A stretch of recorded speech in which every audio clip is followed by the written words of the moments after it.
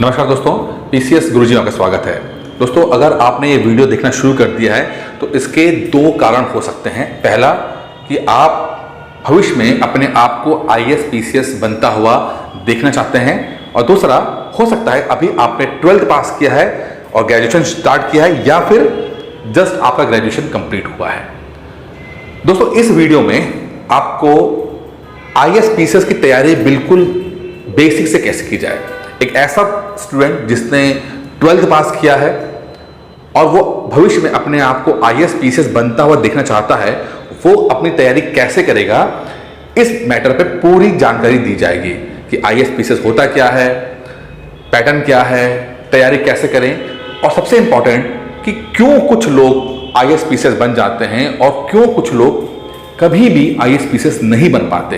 बड़ी बड़ी coaching join कर लेते हैं, 50 तरह की किताबें ले आते हैं, उसके बावजूद भी कभी आईएएस नहीं बन पाते। तो ऐसा क्या कारण है, तो उस कारण को भी समझेंगे और ये जानेंगे कि जो गलती वो लोग करते हैं वो गलती आप ना करो। ठीक है, तो स्टार्ट करते हैं पहले चीज से कि भाई व्हाट इज कि ये आईएएस पीसीएस है ही क्या। आईएएस पीसीएस है ही क्या, सबसे इंपॉर्टेंट सवाल तो देखो यही है। थोड़ा इसका हिस्ट्री लेके चलते हैं। देखिए, जब अंग्रेजों ने भारत पे कंट्रोल स्टार्ट किया, पलासी और बक्सर के युद्ध के बाद जब अंग्रेजों ने यहां पर एक तरह से पूरा कंट्रोल करना शुरू किया, तो उनको कुछ ऐसे लोग चाहिए थे जो उनके लिए काम करें। एक तरह से सरकारी नौकर जो टैक्स कलेक्ट कर सके, लैंड रेवेन्यू कलेक्ट कर सके। तो इसीलिए उसने कुछ ऑफिसर्स को अपॉइंट किया जिनको बाद में कलेक्टर कहा गया। कलेक्टर धीरे धीरे ये कलेक्टर, जिनका काम था कि लैंड रेवेन्यू को कलेक्ट करना, लोगों से लगान लेना, धीरे धीरे इनको और पावर दी गई और इनको मैजिस्ट्रेट बना दिया गया। बाद में यही लोग इतने ज्यादा वफादार हुए अंग्रेज सरकार के कि इनको और भी ज्यादा काम दिया गया। आजादी से पहले तक इनको आईसीएस अफसर कहा था, इंडियन सिविल सर्विसेज कहा जाता था। आजादी के बाद जब देश आजाद हुआ तो ये देखा गया कि भाई अंग्रेज चले गए हैं, लेकिन जो सिस्टम बनाया है अंग्रेजों ने वो काफी अच्छा है और इसको कंटिन्यू करना चाहिए। तो नेहरू ने डिसाइड किया कि हम जो ये ब्यूरोक्रेसी का सिस्टम है, ये जो नौकरशाही का सिस्टम है जिसमें आईएएस पीसीएस का सिस्टम आता है, उसको हम कंटिन्यू करेंगे। और पूरा कंटिन्यू किया गया जो अंग्रेजों के टाइम पे था। उसके बाद आजादी के बाद आजाद इंडिया में उसको फॉलो किया गया और नाम चेंज करके आईसीएस की जगह आईएएस अफसर कर दिया गया। तो आईएएस अफसर का कई काम होते हैं। आईएएस पीसीएस की बात करते हैं तो कई काम होते हैं। लैंड रेवेन्यू, जब वो लैंड टैक्स कलेक्ट करता है तो उसे कलेक्टर कहा जाता है। जब वो एज अ जज का काम करता है तो उसे मैजिस्ट्रेट कहा जाता है। और भी काम है जैसे कि सरकारी योजनाओं को इम्प्लीमेंट करना, बाकी चीजें जो एडमिनिस्ट्रेशन है, चुनाव कराना, ये सब आईएएस के काम हैं।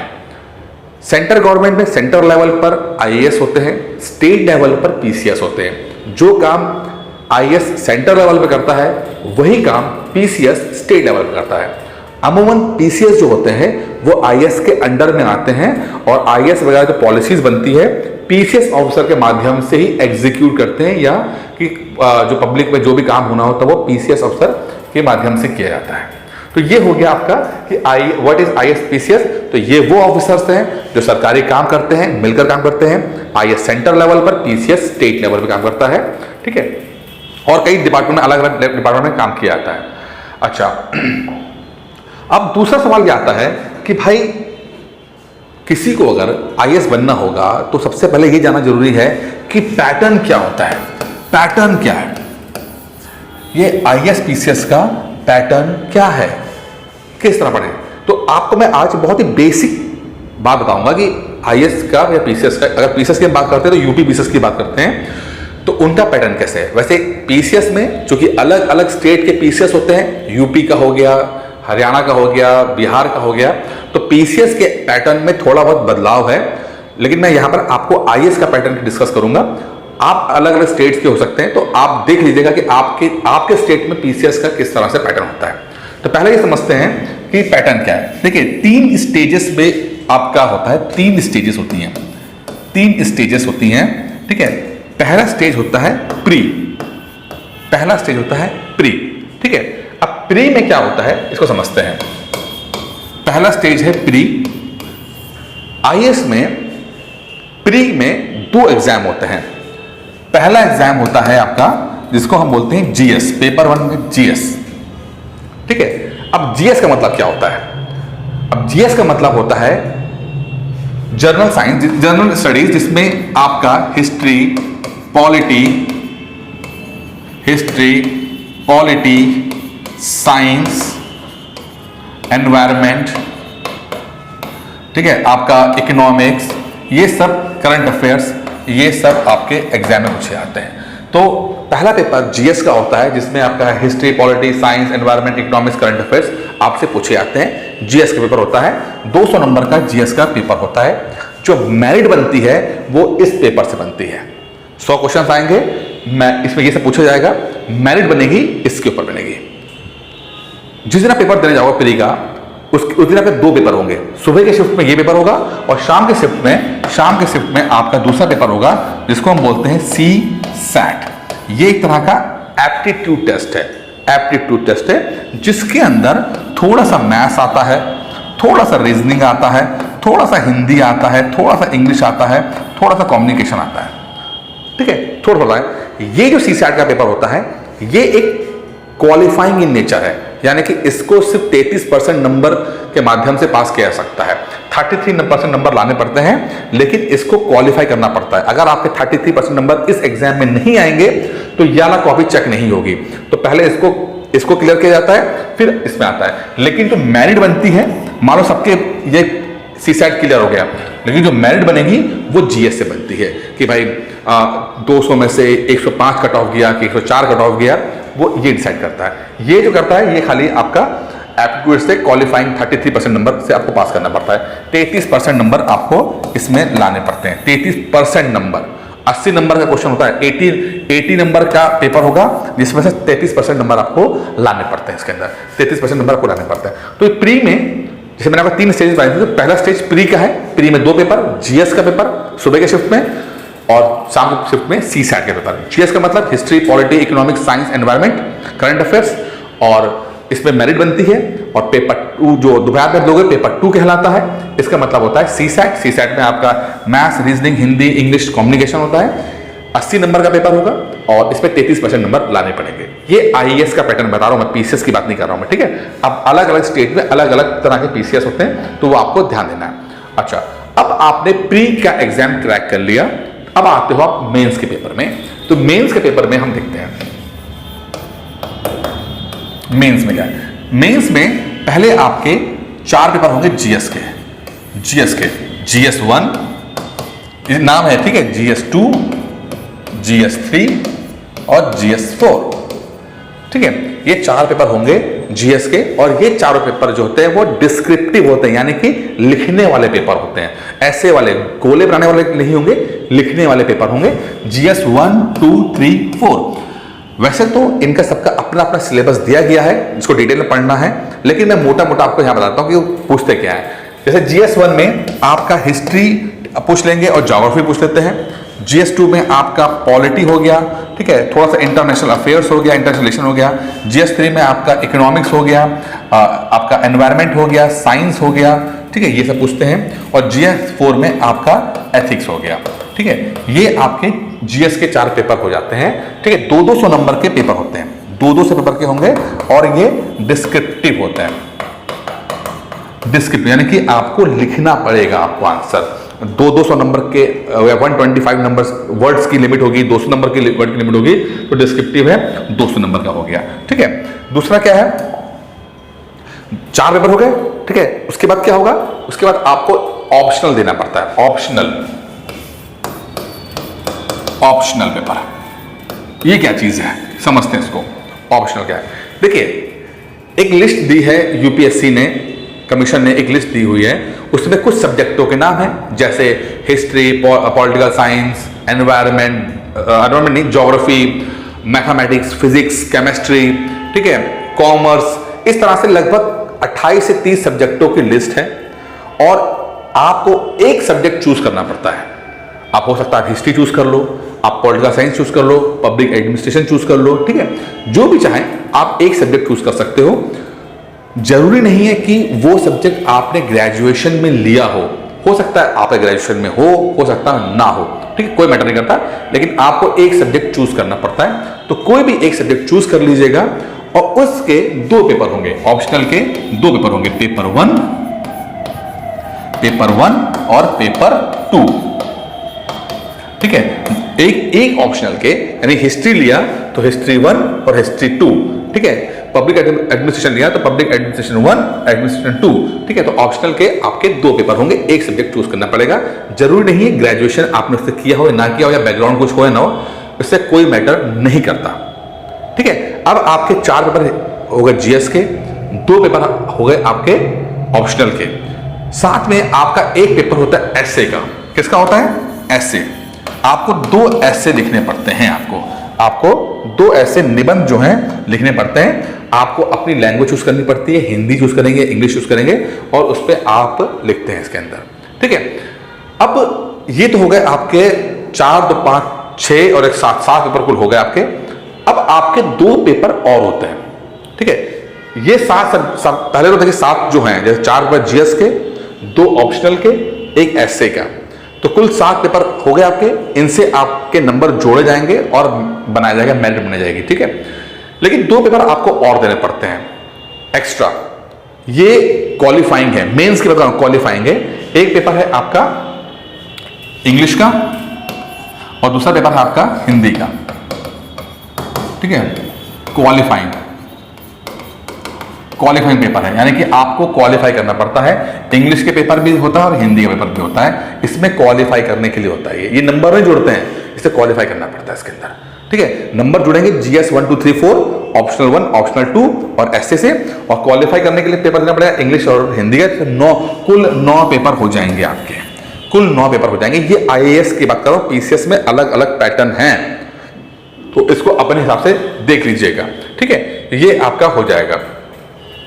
अब हमने पैटर्न की बात कर ली है, अब हम बात करते हैं कि who can be IAS PCS, कौन आईएएस पीसीएस बन सकता है, कौन आईएएस पीसीएस बन सकता है ना, कौन बन सकता है। हम लोगों ने बहुत सोचा है कि भाई कई तरह के सवाल आते हैं कि अगर मैं साइंस बैकग्राउंड का हूं तो क्या मैं आईएएस की तैयारी कर सकता हूं, मैं कॉमर्स बैकग्राउंड का हूं तो क्या मैं आईएएस कर सकता हूं। देखिए, आईएएस या पीसीएस में दोनों की बात कर रहा हूं, इसमें 2 क्राइटेरिया होते हैं, सिर्फ और सिर्फ 2 क्राइटेरिया होते हैं कि आप आईएएस और पीसीएस बनोगे। पहला क्राइटेरिया, आपकी एज जो है वो एज लिमिट में आनी चाहिए। आपकी एज जो है, जो एज लिमिट है आपकी, अब एज लिमिट में देखिए अलग अलग है, आईएएस में अलग है, पीसीएस में अलग है, ठीक है। आईएएस में क्या है, जो एज लिमिट है वो 21 साल से लेकर 32 साल तक है, 20 ईयर्स तक है। आईएएस में क्या है, 21 साल से लेकर 32 साल तक है बीच में। पीसीएस में अलग अलग है, पीसीएस में 21 साल से लेकर 40 साल है, यूपी की बात करता हूं, 21 साल से 40 साल की जनरल कैटेगरी के लिए है। और एससी के लिए आईएएस में 5 साल का 5 इयर्स का है, तो 32 + 5 37 ईयर्स हो जाता है, और एसटी भी 37 ईयर्स हो जाता है, ठीक है। और जो ओबीसी है वो उसको 3 अटेम्प्ट मिलते हैं, तो ये 35 साल हो जाता है, ठीक है। तो ये एससी एसटी ओबीसी को अलग अलग एज रिलैक्सेशन मिलता है इसके अंदर। ओबीसी को 3 साल का तो 35 साल हो जाएगा, एससी एसटी को 5 साल के तो 37 साल हो जाएगा। ये आईएएस की बात कर रहा हूं, पीसीएस में अलग होगा। तो आप जिस भी स्टेट के होंगे तो आप देख लीजिएगा कि आपको क्या है। यूपी की अगर बात करते हैं, यूपी पीसीएस की बात करते हैं, तो 40 ईयर्स तक एज लिमिट है, और उसके बाद 5 साल के लिए एससी एसटी ओबीसी को रिजर्वेशन में आपको रिलैक्सेशन मिलता है, ठीक है। अच्छा, अटेम्प्ट, एक बात होती है अटेम्प्ट की, मैं यहां पे लिखता हूं अटेम्प्ट। तो अटेम्प्ट जो होते हैं वो क्या है, पहली बात समझिए, पीसीएस में कोई अटेम्प्ट काउंट नहीं होगा, वहां पे एज लिमिट काउंट होती है। पीसीएस में कोई भी अटेम्प्ट काउंट नहीं होगा, वहां सिर्फ एज लिमिट काउंट होती है। आईएएस में अटेम्प्ट होते हैं, जैसे आईएएस में आपके 6 अटेम्प्ट जो है जनरल कैटेगरी को हैं, 6 अटेम्प्ट जो है जनरल कैटेगरी को, यानी कि आपने अगर फॉर्म भर दिया तो 1 अटेम्प्ट काउंट होगा, भाई आपने पेपर दिया हो या ना दिया हो, ठीक है। तो 6 अटेम्प्ट जनरल कैटेगरी में, और बाकी आपका 9 अटेम्प्ट आपके जो होते हैं वो ओबीसी में होते हैं, और SC ST के लिए अटेम्प्ट नहीं होता है, एज होती है इसके अंदर 37 साल तक आप दे सकते हो पेपर, ठीक है। PCS में कोई अटेम्प्ट नहीं होता, वहां पर एज लिमिट होगी। अगर आप एज लिमिट के अंदर आ रहे हो तो आप दे सकते हो, कितने बार भी दे सकते हो। अगर आप यूपी PCS में हो, जनरल कैटेगरी में हो, तो 21 साल से लेकर 40 साल के बीच में आप 18-19 बार पेपर दे सकते हो। अब हम सवाल बात करते हैं कि who can be a ISPCS, ISPCS कौन बन सकता है। तो मैंने पहले बताया था आपको कि 2 क्राइटेरिया होते हैं। पहला क्राइटेरिया होता है एज लिमिट, तो आप पहले तो इस एज में आने चाहिए, इस एज लिमिट में आपको आना चाहिए आपको, ठीक है। 21 साल से लेकर 32 साल के एज के बीच में IS में, और 21 से 40 के बीच में UPSS में। दूसरा क्राइटेरिया क्या है? दूसरा क्राइटेरिया है कि आपका ग्रेजुएशन कंप्लीट होना चाहिए, कि आप ग्रेजुएट होना चाहिए, ग्रेजुएशन होनी चाहिए। अब यहां पर एक चीज समझने वाली है, अगर आप IAS का पेपर पहली बार दोगे तो अंडर ग्रेजुएशन यानी कि 3rd ईयर में रहकर भी पेपर दे सकते हो, 3rd ईयर में रहकर भी पेपर दे सकते हो अगर आप IAS का पेपर दे रहे हो। लेकिन अगर आप UP PCS का पेपर दोगे तो उसके लिए ग्रेजुएशन कंप्लीट होना चाहिए, ग्रेजुएशन कंप्लीट होना चाहिए, ठीक है, ग्रेजुएशन कंप्लीट होना चाहिए। समझिए, अगर आप IAS का पेपर दोगे तो आप 3rd ईयर में कर सकते हो, फाइनल ईयर में कर सकते हो, कोई मतलब अंडर ग्रेजुएशन में आप कर सकते हो, IAS का पेपर दे रहे हो। लेकिन अगर आप PCS का पेपर दे रहे हो तो आपका ग्रेजुएशन कंप्लीट होना चाहिए, ये फर्क है।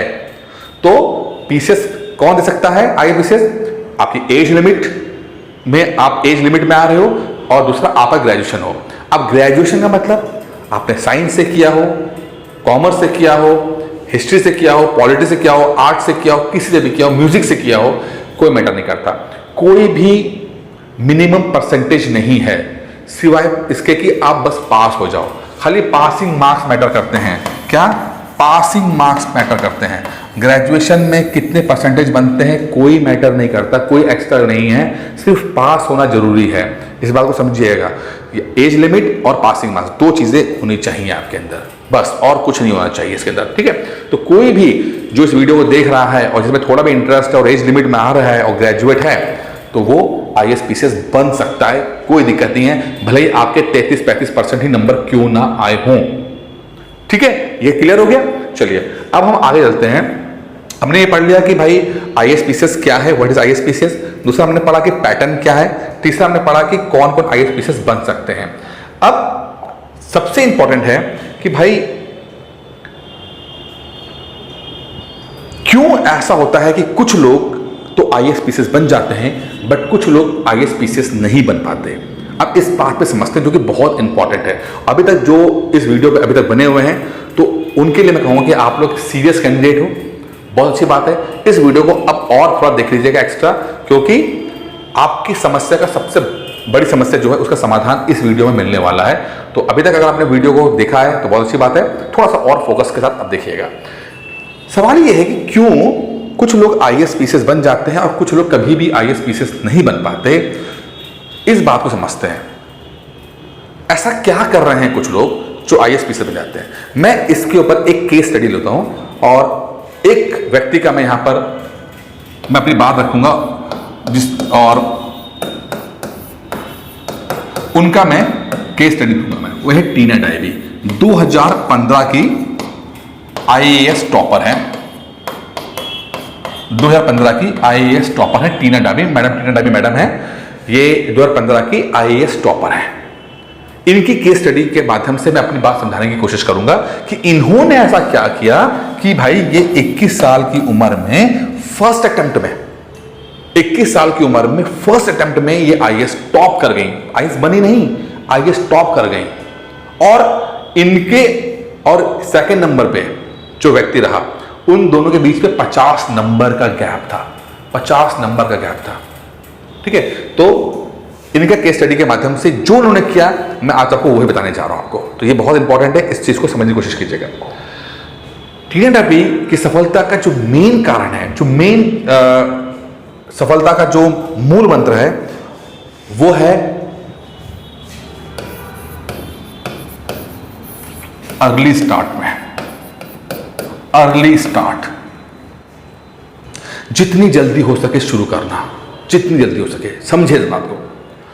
टीना डाबी कहती हैं, इनका इंटरव्यू आया, टीना डाबी कहती हैं कि मेरे परिवार में अमूमन सब लोग या तो इंजीनियर्स हैं या तो डॉक्टर्स हैं। लड़कियां डॉक्टर बन जाती हैं, लड़के इंजीनियर बन जाते हैं। ये हमारे परिवार में चला आ रहा था, ट्रेडिशन चला आ रहा था।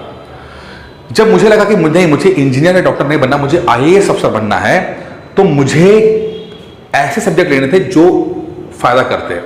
तो इन्होंने 10th में जब अपनी मम्मी को बताया कि मुझे आईएएस बनना है, तो उन्होंने 10th के बाद से तैयारी स्टार्ट करा दी। टीना डाबी के 10th में बहुत अच्छे परसेंटेज नंबर थे। वो चाहती तो साइंस लेकर साइंस पढ़ सकती थी या इंजीनियरिंग वगैरह कर सकती थी, डॉक्टरी की तैयारी कर सकती थी, लेकिन टीना डाबी को आईएएस बनना था। इन्होंने 10th के बाद सब्जेक्ट लिया आर्ट्स का, पॉलिटिकल साइंस लिया, ठीक है, और 10th के बाद से ही तैयारी स्टार्ट कर दी। उन्होंने बकायदा 11th 12th में अपने वही सब्जेक्ट पढ़े जो कि आईएएस में आते हैं। फिर ग्रेजुएशन में उन्होंने वही सब्जेक्ट पढ़े जो आईएएस में आते हैं। तो कुल 11 12 और 3 साल ग्रेजुएशन, पॉलिटिकल साइंस से उन्होंने ग्रेजुएशन किया। तो 5 साल की प्रिपरेशन की, तब जाके पहली बार पेपर दिया और फिर उन्होंने क्वालिफाई कर लिया। तो जब 21 साल की उम्र में वो आईएएस का पेपर पहली बार दे रही थी, तो इसका मतलब ये नहीं था कि वो पहली बार पढ़ रही थी, उससे पहले 5 साल से वो पढ़ाई कर रही थी, 5 साल से प्रिपरेशन कर रहे थे। तो आप में से जो लोग इस वीडियो को देख रहे हैं, इस बात को समझो कि अगर आपको आईएएस पीसीएस बनना है, तो जितनी जल्दी आप शुरू करोगे, स्टार्ट करोगे, उतना बेहतर रहेगा। जितना आप लेट करते जाओगे, उतना चीजें आपके लिए दिक्कत आती जाएगी। तो टीना डाबी की तरह 10th के बाद से तैयारी कर देनी चाहिए, ये मुझे भी लगता है करना चाहिए। इसके बहुत सारे एडवांटेज होते हैं। 11 12 और ग्रेजुएशन, ये 5 साल को पूरा इस्तेमाल कीजिए। ये सबसे बेहतरीन टाइम है, सबसे कम रिस्पॉन्सिबिलिटी आपके ऊपर होती है। घर वाले सपोर्ट कर रहे होते हैं, घर वाले भी पैसा खर्चा कर रहे होते हैं, और आपको जिम्मेदारी नहीं निभानी होती है। आपके पास एनर्जी होती है, ऊर्जा होती है। अगर थोड़ा सा भी सही गाइडेंस लगा दी जाए आपको, तो आराम से आप क्वालिफाई कर सकते हो। इसीलिए मैं ये वीडियो बना रहा हूं कि आप 12th के बाद कैसे तैयारी करें, इसके लिए है, ठीक है। तो 10th के बाद से तैयारी करते हैं तो वो बहुत अच्छी बात है। 12 अगर नहीं कर पाए तो कम से कम 12th के बाद तो कर लें, जो ग्रेजुएशन उसमें तो कर ही लें। तो टीना डाबी का पहला मकसद था कि स्टार्ट अर्ली, जितनी जल्दी हो सके उन्होंने इस चीज को शुरू किया, पहली चीज। सेकंड जो उन्होंने किया वो था फोकस। देखिए, फोकस मैंने आपको पहले बताया कि टीना डाबी ने कहा कि मेरे घर में आईएएस पीसीएस का माहौल नहीं था, लड़के या तो इंजीनियर बनते थे या तो डॉक्टर बनते थे। लेकिन जब मुझे इसके लिए तैयारी करनी शुरू की, तो मैंने 10th के बाद से ही उन्हीं सब्जेक्टों को लिया जो आईएएस पीसीएस में हेल्प करते हैं, आईएएस में हेल्प करते हैं, यानी कि पॉलिटिकल साइंस, हिस्ट्री, उन सब्जेक्टों को लिया।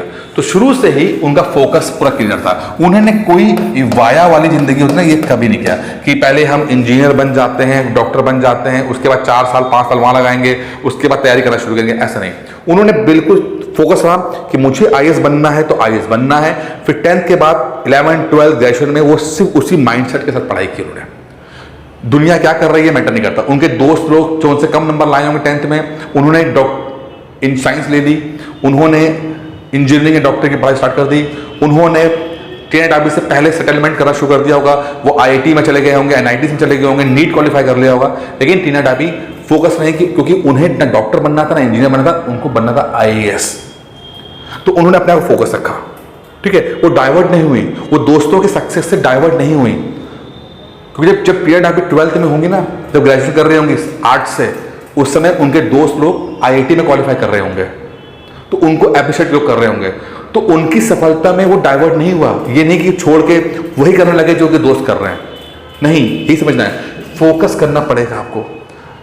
एक बात समझिए, आईएएस पीसीएस बनना आसान है, कोई दिक्कत नहीं है, बट समय लगेगा, समय लगेगा, यही है सफलता, समय लगेगा इसके अंदर,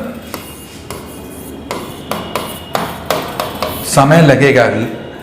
आपको 2 से 4 साल देने, 2 से 3 साल तो देने ही पड़ेंगे, एटलीस्ट 2 से 3 साल देने ही पड़ेंगे आपको। कोई भी ये शॉर्टकट रेसिपी नहीं है। आईएएस बनना बहुत बड़ी बात होती है, बहुत बड़ी बात होती है। आप इसको फास्ट फूड की तरह नहीं खा सकते। ये मैगी नहीं है 2 मिनट में बन गई। जब इंजीनियर बनने में 4 साल लगते हैं, डॉक्टर बनने में 5 साल लगते हैं, तो कम से कम 2-3 साल दे सकते हैं आईएएस बनने में। और आईएएस से बड़ी कोई नौकरी नहीं है, आईएएस से बड़ी कोई नौकरी नहीं है। तो एक तरह का राजा महाराजा बनना होता है आईएएस बनना। तो इतनी बड़ी नौकरी है, तो उसके लिए 2-3 साल आप दे सकते हो और देना पड़ेगा आपको। अगर आप 2-3 साल नहीं पढ़ सकते, 2-3 साल 2-4 घंटे 5 घंटे नहीं पढ़ सकते, तो फिर आपको आईएएस बनने के सपने नहीं देखने चाहिए। आप छोड़ दो, जो करना करो, आप कोई दिक्कत नहीं है, जो अच्छा लगे करो। लेकिन अगर आप अगले 2 से 3 साल 3-4 घंटे रोज दे सकते हो, आप तैयारी करो, 100% क्वालिफाई करोगे, 100% क्वालिफाई करोगे आप। ठीक है, तो फोकस रखिए। आपके दोस्त क्या कर रहे हैं मैटर नहीं करता, आप क्या चाहते हो ये मैटर करता है। हो सकता है आपके दोस्त जो हैं वो आपसे पहले सफल होते दिखें, आईआईटी में सेटल हो गए, नीट क्वालिफाई कर लिया, लेकिन आप अपने पर फोकस रखिए, आपको क्या बनना है। क्योंकि जिस दिन आप आईएएस बन गए ना, जिस दिन आप आईएएस बन गए, आपके बराबर कोई नहीं है। कोई भी इंजीनियर बनना या डॉक्टर बनना या कुछ बनना आपके सामने नहीं टिकेगा वो बंदा। तो अपने फोकस कीजिए। आपकी दोस्ती यारी इंपॉर्टेंट है, बट उसे कैरियर में मत फंसाइए। सबका अपना कैरियर है, ठीक है। आप क्या चाहते हो ये मैटर करता है। आप सिर्फ अपने दोस्तों के कारण इन्फ्लुएंस नहीं होइएगा, फोकस रहिएगा। समय लगेगा, 2-3 साल लगेंगे, कुछ कर लो, खुद पढ़ो, कोचिंग पढ़ो, कुछ कर लो, 2-3 साल लगेंगे। नहीं पढ़ सकते, छोड़ दो, वीडियो बंद कर दो, चले जाओ, जो करना करो दूसरे में, ठीक है।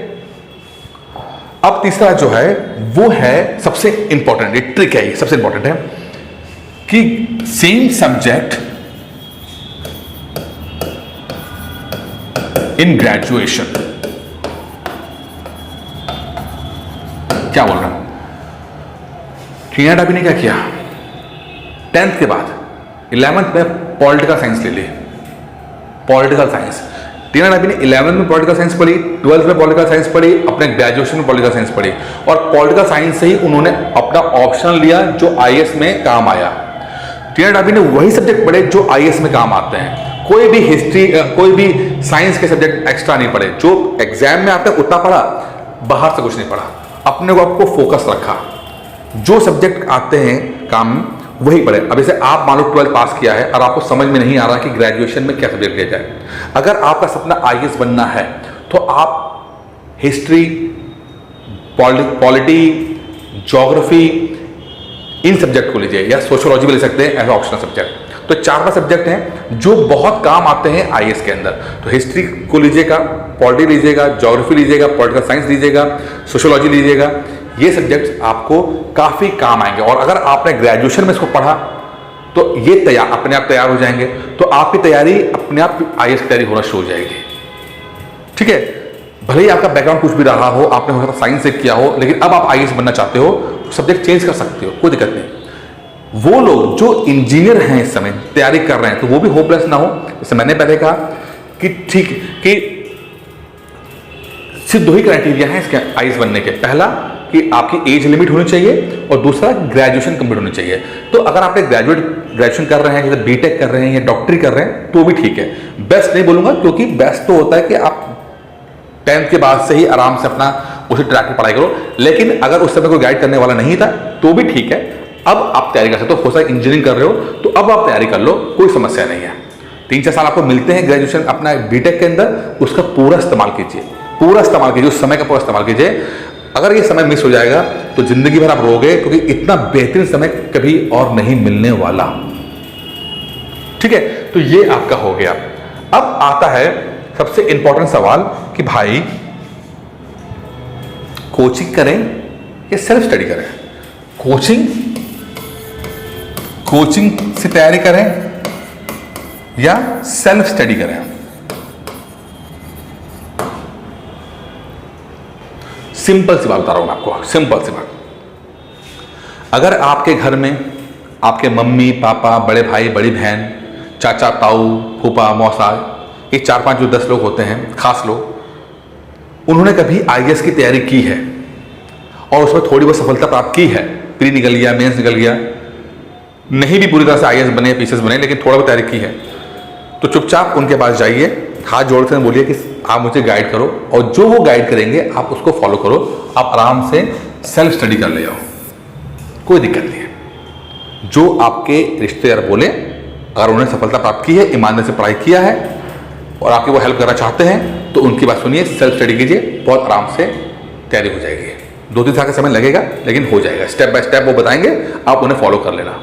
लेकिन अगर आपके घर में कोई नहीं है, कोई बंदा इस तैयारी नहीं किया है इसकी, ठीक है, तो फिर मैं बोलूंगा कि भाई आप कोचिंग ज्वाइन कर लो। क्यों? क्योंकि time is more important than money.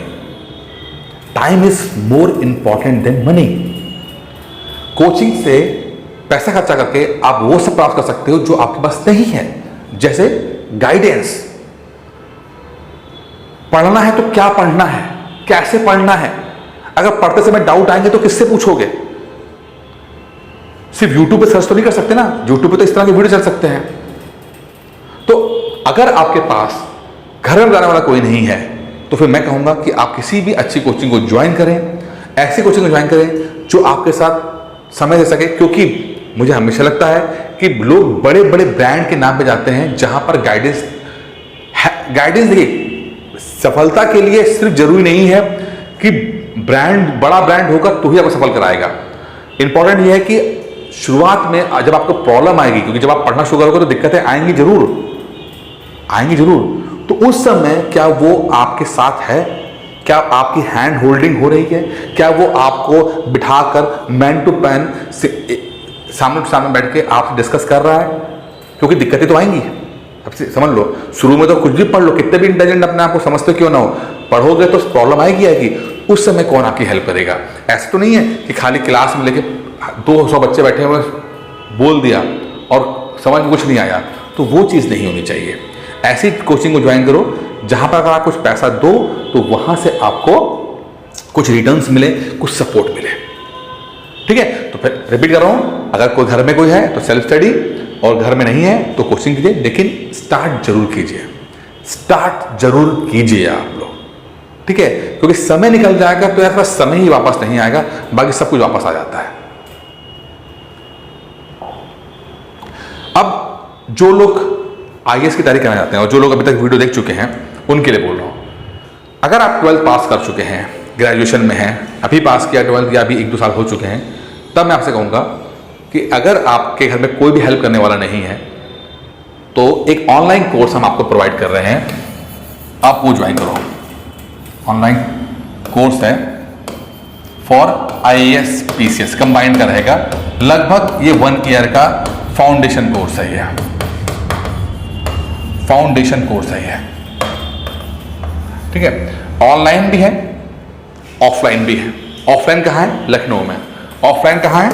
Lucknow में। तो जो लखनऊ में है वो तो हमें ज्वाइन कर सकते हैं सेंटर पे आके, लेकिन जो लोग दूर हैं या नहीं आ सकते तो वो ऑनलाइन क्लासेस ज्वाइन कर सकते हैं। आपको यहाँ पर वीडियोस मिलते हैं, आपको यहाँ पर PDF मिलती है, ठीक है, आपको यहाँ पर वीडियोस मिलेंगे, कुछ लाइव होंगे, कुछ रिकॉर्डेड होंगे, ठीक है, वीडियोस होंगे, स्टडी मटेरियल मिलेगा PDF के रूप में, हिंदी में मिलेगा, इंग्लिश में मिलेगा, ठीक है, कोई दिक्कत नहीं आएगी। वीडियो भी बाइलिंगुअल में होगा कि दोनों भाषा के लोगों को समझ में आ सके, PDF मिलेगी, टेस्ट होंगे, और सबसे इंपॉर्टेंट है आपका कि डिस्कशन होगा, हैंड होल्डिंग होगी। मुझे पता है कि आपको दिक्कत आएगी, पता है।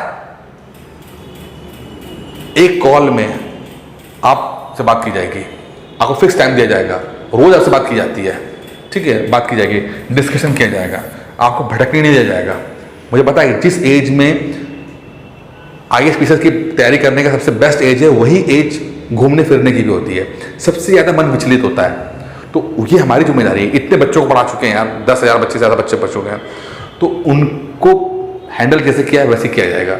डाइवर्ट नहीं होंगे आप लोग, खेलते हंसते खेलते मजा करते हुए हम पढ़ाई करेंगे। पढ़ाई का बोझ नहीं है, सबसे इंटरेस्टिंग पढ़ाई है IAS की पढ़ाई, सबसे इंटरेस्टिंग है, सबसे मजेदार पढ़ाई है। बस इसको एंजॉय कर लीजिए आप। पढ़ना नहीं है, एंजॉय करना है, सीखना है। आसपास की पढ़ाई ही, जो आसपास आप देख रहे हो वही है IAS PCS, इससे बाहर कुछ नहीं आएगा। मैं बताऊंगा, जिम्मेदारी मेरी है ये, ठीक है। तो 1 साल का कोर्स है, फाउंडेशन कोर्स, अगर आप चाहते हो तो ज्वाइन कर सकते हो, ठीक है। इस नंबर पे आप कॉल कीजिए और 83170401 पर कॉल कीजिए, ठीक है, और इस कोर्स को ज्वाइन कर सकते हैं। बाकी जिम्मेदारी मेरी है। इस कोर्स के बाद आप लगभग मोर देन 70% आप अपना सिलेबस, अपनी तैयारी कंप्लीट कर लोगे। कहने को ये फाउंडेशन कोर्स है, लेकिन सिर्फ करंट अफेयर्स को छोड़, क्योंकि आप भी आपके लिए वो काम का नहीं है, आपको पूरा कवर करा दिया जाएगा। तो 70% तक चीज़ें आपकी कंप्लीट हो जाएंगी। यकीन मानिएगा, जो आप अभी इन्वेस्ट करोगे, बहुत बेसिक से पैसा, हल्का, कोई बहुत ज़्यादा फीस भी नहीं है, ठीक है, बहुत कम फीस है, मात्र 4,999 रुपये, 4,999 रुपये मात्र 1 साल की फीस है। उसमें प्री मेंस का बेसिक पढ़ा दूंगा मैं आपको, ठीक है। 70% आप कवर कर ले जाओगे। ज़्यादा पैसा खर्चा करने का मतलब ये नहीं होता कि आपको ज़्यादा अच्छा रिटर्न भी मिल रहा है। महंगा है तो बेहतर है, ये फिलॉसफी पुरानी हो चुकी है। ऑनलाइन के माध्यम से चीज़ें सस्ती की जा सकती है और देनी चाहिए। आपको लूटने का पर्पस नहीं है, सही अमाउंट में आपको चीज़ें मिल जाए, ये हमारा मकसद है, ठीक है। तो 70% चीज़ें कवर हो जाएंगी आपकी। और जब आपका पेपर होगा, जब आप ग्रेजुएशन कंप्लीट करके पेपर देना शुरू करोगे, तो जो करंट अफेयर्स का पोर्शन है आप देख लीजिएगा, ठीक है, वो कंप्लीट हो जाएगा उसके अंदर, ठीक है। बाकी दोस्तों, नंबर मैंने लिखा हुआ है, कोई दिक्कत हो, कोई समस्या हो, इस नंबर पे मुझे आप कॉल करके पर्सनली बात कर सकते हैं। कैरियर काउंसलिंग को लेकर अगर आप चाहिए तो आप यहाँ पर इसी नंबर पे कॉल करके आप अपॉइंटमेंट फिक्स कर सकते हैं। जो भी समस्या आ रही होगी IAS PCS को लेकर, वो डिस्कस किया जाएगा। आप कोर्स करना चाहो, कोर्स करना ना चाहो, कोई मैटर नहीं करता, लेकिन कुछ डिस्कशन करना चाहो, मोस्ट वेलकम है। Feel free to call this number, आराम से आपको बात हो जाएगी। Thank you.